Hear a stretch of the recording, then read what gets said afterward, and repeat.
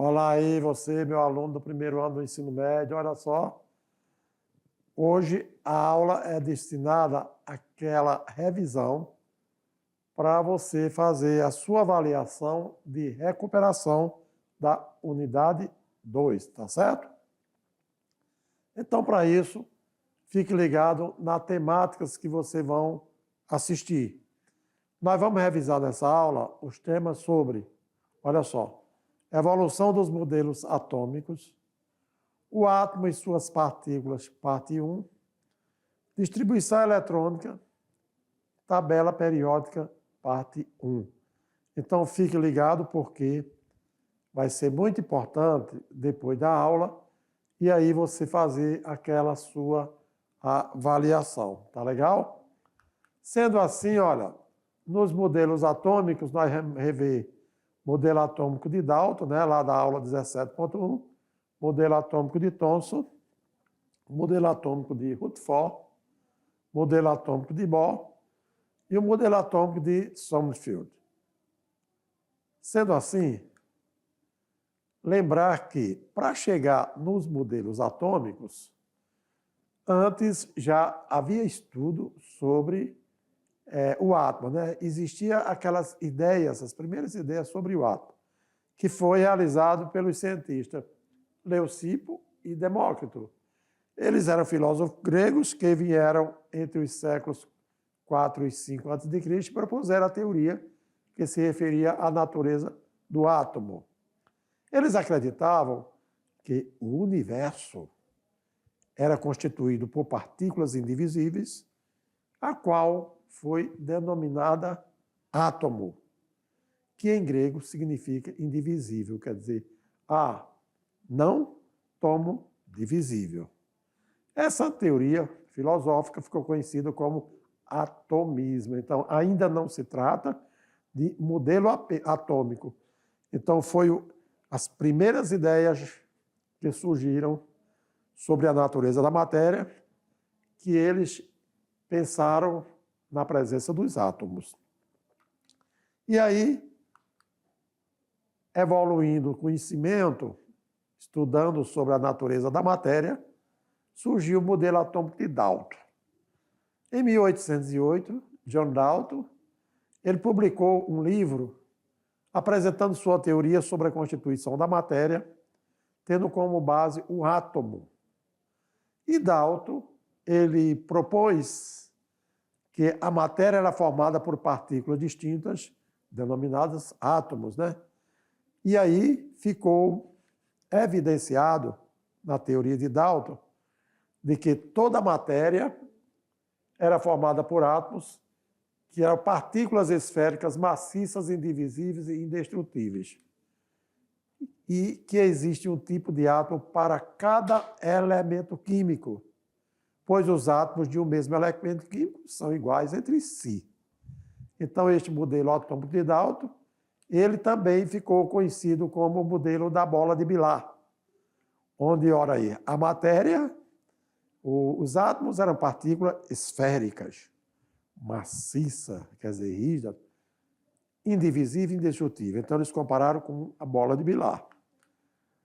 Em seguida veio Thomson, em 1897, Thomson, trabalhando com raios catódicos, concluiu que eles eram parte integrante de toda a espécie da matéria e denominou de elétrons. Agora sim, agora já começou a envolver uma teoria bem mais evoluída. Então, ele representou esse modelo como modelo do pudim de passas, onde o átomo era uma esfera carregada com cargas elétricas positivas, que são exatamente o que está no núcleo, e não maciça, porém também incrustada de elétrons, que são as cargas negativas, né? Porém, associando uma carga positiva, carga elétrica positiva, com uma negativa, uma anulando a outra, dizemos que a carga total era nula. Logo, surgiu a descoberta dos elétrons. Então, através de Thomson, já sabemos que existe carga negativa em um determinado átomo. E o modelo de Thomson foi conhecido como o modelo do pudim de passas.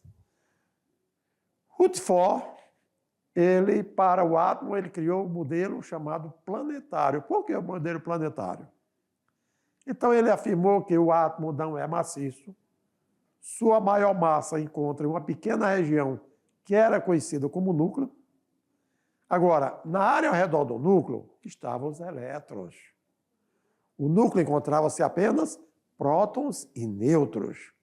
Então, se os elétrons estão ao redor do núcleo, eles estavam circulando em esferas, e aí ele comparou com o sistema planetário como se o Sol fosse o núcleo e os elétrons fossem os planetas girando ao redor do Sol. Tá legal? Aí sendo, aqui agora partindo para a aula de número 18.1, porque nós vimos sobre a 17.1, vimos que o átomo e suas partículas, parte 1, nós vamos ver número atômico, número de massa, tudo relacionado ao átomo, hein? Elemento químico e isótopos, estrutura atômica básica. Aí, falando de número atômico, número de massa e número de nêutrons, o número atômico nós atribuímos à letra Z, que é o mesmo número de prótons presente no núcleo de um determinado átomo. Falando-se número de massa, atribuímos a letra A maiúscula, que é a soma do número de prótons e de nêutrons que estão presentes no núcleo de um átomo. E o número de massa ele pode ser expressa matematicamente da seguinte maneira, isto é, para representarmos o átomo, nós temos aqui o elemento químico que chamamos de X. O número que está sobre o símbolo do elemento é um número maior, e aí representa a massa do átomo, massa atômica.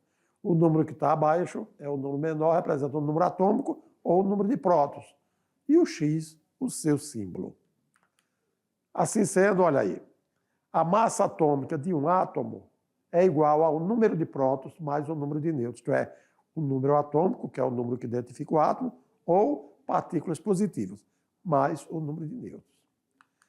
E aí, se você vai comparar um átomo com outro, então nós temos o que chamamos isótopos. Iso quer dizer igual, topos, prótons, conjunto de átomos com o mesmo número de prótons e diferentes números de massa. Se tem diferente número de massa atômica, como a massa atômica é a soma de prótons mais nêutrons, então o número de nêutrons também é diferente. Isóbaros, iso igual a massa atômica. São átomos que possuem o mesmo número de massa atômica. Trata-se de elementos químicos diferentes, uma vez que não possuem o mesmo número de prótons. Iso quer dizer o quê? Igual. Tônus, nêutrons. Então, são átomos que possuem o mesmo número de nêutrons. E quando falamos sobre isoeletrônicos, sabemos que os átomos e íons, quando ele apresentar o mesmo número de elétrons, nós podemos dizer que esses átomos eles são isoeletrônicos. Quer dizer, número de elétrons iguais, isoeletrônico. Número de nêutrons iguais, isótono. Número de massas atômicas iguais, isóbaro. Número de prótons iguais, isótopos. E o que existe mesmo? O que é a eletrosfera de um átomo, né? Sabemos que o próton e o elétron, eles possuem cargas elétricas de mesma intensidade, porém, sinais opostos. Por quê? Os prótons são positivos, elétron negativo. Por isso, elas se anulam mutuamente. O número de prótons de um átomo é a característica que não se modifica durante as reações químicas. Ou seja, não se modifica, não se transfere o número de prótons de determinado átomo. Todo átomo ele possui o mesmo número de prótons e de elétrons. Portanto, quando existir o mesmo número de prótons e o mesmo igual ao mesmo número de elétrons, podemos dizer que aquele átomo ele é eletricamente neutro. Quando for diferente, prótons diferentes de elétrons, então é que ele se torna o quê? íons, não é isso mesmo? Portanto, olha aí, número de prótons igual ao número atômico, que é igual ao número de elétrons. Por quê? Prótons são as cargas positivas, número atômico é igual a prótons, mas identifica o átomo, e elétrons são as cargas negativas. Exemplos. Nós temos aqui agora falando de íons, que são átomos carregados eletricamente. E os íons, nós temos cátion, que são os íons positivos. Isto acontece quando o átomo perde elétrons e mantém o mesmo número de prótons, isto é, como o próton não é doado, então o número de prótons maior do que elétrons. Portanto, as cargas positivas são maiores do que a negativa. O alumínio tem o quê? Número atômico 13 prótons. Se ele doa 3 elétrons, então significa dizer que o número de prótons dele, olha lá, ele vai ficar com carga, quando ele doa elétrons, não é isso? Ele se torna cátion. Quando ele ganha elétron, ele se torna o quê? Ânions. Na distribuição eletrônica, que é o conteúdo da aula 20.1, para distribuir elétrons, precisa-se conhecer o diagrama de Linus-Pauling e também entender que os elétrons mais energéticos são aqueles que estão na camada de valência. E o que é a camada de valência? A última camada que existe no átomo. Não é isso mesmo? Olha lá. Distribuição eletrônica refere-se ao modo como os elétrons estão distribuídos ao redor do núcleo do átomo de um elemento químico. Segundo Rutherford e Bohr, os átomos dos elementos químicos conhecidos possuem no máximo 7 elétrons nas camadas eletrônicas, ou seja, nos níveis de energia. Então, tudo isso aqui corresponde à eletrosfera. Nível 1, camada K, 2 elétrons. Nível 2, camada L, 8 elétrons. E aí, afinal, o nível 7, camada Q, 8 elétrons. Então, foi distribuído que isto constitui a eletrosfera em camadas eletrônicas que vai de K até o Q. Para você fazer a distribuição eletrônica, então você tem que seguir o diagrama de Linus-Pauling. Lembrando, tudo que começa com 1 é K, tudo que começa com 2 L, com 3 M, N, O, P e Q. Né? Lógico, para você distribuir, você tem que seguir a seta. 1S2, 2S2, 2P6. Ao chegar em 4S2, você vai para 3D10. 5S2, 4D10. Por quê? Porque nós estamos distribuindo na ordem crescente de energia dos elétrons, né? Fazendo a distribuição eletrônica do cloro, que tem número atômico 17, aqui pede-se a distribuição eletrônica em subnível e depois agrupar em camadas. Primeiro, aconteceu que 1S2 corresponde à camada K, 2S2, 2P6, a camada L, 3S2, 3P5, a camada N. Então, de forma que seja obedecido a ordem crescente de energia, né? Quanto aos elétrons mais energéticos e de valência, aqueles que estão na última camada, chamada camada de valência, a distribuição de elétrons do átomo deve ser feita necessariamente em ordem de energia, que é indicado pelas setas lá no diagrama de Linus-Pauling, né? E a distribuição eletrônica, ela é o quê? Por ordem de energia, o que chamamos de ordem energética, que vai terminar com os elétrons mais energéticos do átomo no seu estado fundamental. Você, ao fazer a distribuição pelo diagrama de Linus-Pauling, naturalmente, né? O nível de energia mais externo de um átomo, no estado fundamental, é o que chamamos de camada de valência. Lá na aula 22, nós vimos a tabela periódica. E seria legal, seria bom, revisarmos aqui a estrutura da tabela periódica atual, né? Vamos verificar também a classificação moderna dos elementos químicos e as informações da tabela periódica. Como que a tabela periódica, como que a estrutura é organizada, né? A tabela periódica atual. Nós sabemos que os elementos eles estão organizados em ordem crescente de número atômico e que existem 7 períodos ou 7 linhas horizontais. Os elementos químicos são organizados em 7 linhas horizontais. Os períodos indicam exatamente a quantidade de orbitais eletrônicos que são preenchidos em cada átomo dos elementos químicos. Melhor dizendo, os elementos químicos que estão no mesmo período, eles têm o mesmo número de camada eletrônica, né? Com relação às linhas verticais, que são as colunas, são 18. Esses elementos organizados em 18 linhas verticais, eles estando no mesmo grupo, ou seja, na mesma linha vertical, possuem a mesma quantidade de elétrons do último orbital eletrônico. Em razão disso, suas propriedades elas são semelhantes. E, olha aqui, os elementos representativos, que são aqueles do grupo A, existe o que está na família no grupo 1, são metais alcalinos.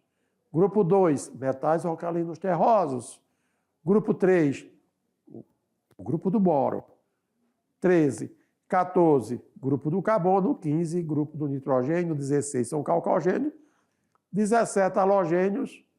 18 gases nobres. E aí você pode olhar aqui. O grupo 1 e 2, que é a família 1A e 2A, termina o quê? S1 e S2. 13, que é 3A, 4A, 5A, 6A, 7A e 8A. Olha aí, ó. NS2, P1, NS2, P2, NS2, P3, NS2, P4, NS2, P5. E aí você vai somando 7. Olha lá. Tá legal? Só para você ver que esse trata-se dos elementos representativos. E aqui nós temos a estrutura, né? Os elementos representativos estão no grupo 1 e 2, do 13 ao 18 representativo. Do 3 ao 12 são os elementos de transição que contemplam transição interna e transição externa. Falando ainda da classificação dos elementos químicos, sabemos que metais, eles representam a maioria dos elementos químicos da tabela periódica. Os não metais representam apenas 10% do total dos elementos químicos. Os gases nobres, os elementos químicos que apresentam uma tendência mínima de se combinar a outros elementos químicos. E o hidrogênio, esse elemento, ele não apresenta características que o enquadram em um dos grupos periódicos, tá certo? Lembrando ainda, meu caro aluno, que a gente gostaria, eu, Almeida, professor Almeida, de mandar um abraço aí para ainda a CRED Alta Floresta, as escolas Alta Alegre do Parecis, aos alunos aí da escola Arthur da Costa e Silva, João Paulo I, Eusébio de Queiroz, Fernando Sabino, Silva Jardim, entre outros, né? É bom lembrar que a participação de vocês, meus alunos, nas nossas aulas, nos motivam a trazer, cada dia, aulas melhores, tá bom? Então, procurando abordar todos os conteúdos da melhor clareza, com exemplos, e revisando em cada aula aquele conteúdo para que você possa ter sucesso nas atividades de sala. O que foi feito nessa aula? Nós revisamos os conteúdos básicos que, com certeza, você que ficou na recuperação aqui nesta unidade 2, você vai realizar a sua prova tranquilamente, beleza? Mas, mesmo assim, fique tranquilo, porque nós vamos nos encontrar ainda na unidade 3. Você já sabendo a maneira como a gente trabalha as nossas aulas, então você aí presencial, com o apoio dos colegas que estão aí, ó, nós ministrantes e os colegas professores presenciais, fazemos bem melhor o seu aprendizado, ok? Muito obrigado, meu caro aluno. Professor presencial, olha aí, um grande abraço para vocês e até a próxima aula.